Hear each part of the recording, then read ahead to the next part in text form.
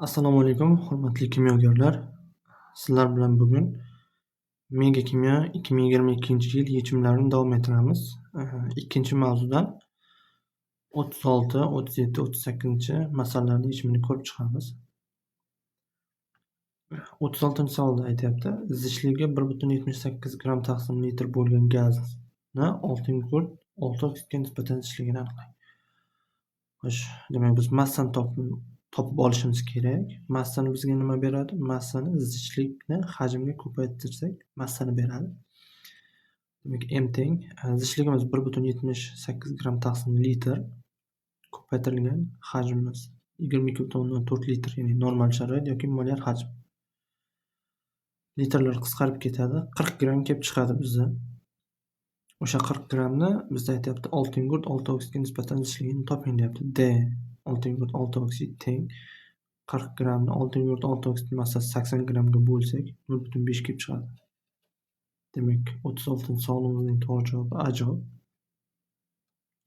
37-savol qarasak, zichligi 2,857 gramm taqsim litr bo'lgan gazni kislorodga nisbatan zichligini aniqlang. 36-savol bilan bir xil tipdagi savol.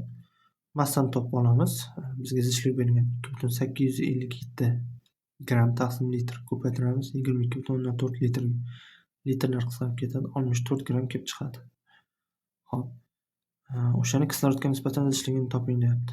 D kislorod teng 64 grammni kislorodning massasi 32 grammga bo'lsak 2 kelib chiqadi. Demak, 37-savolimizning to'g'ri javobi D javob.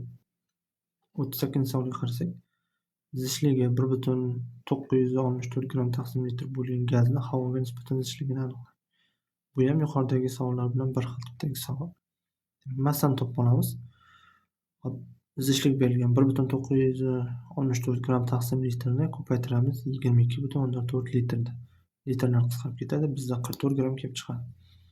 Hop, o'sha 44 grammni havoga nisbatan zichligini so'rayapti bizda.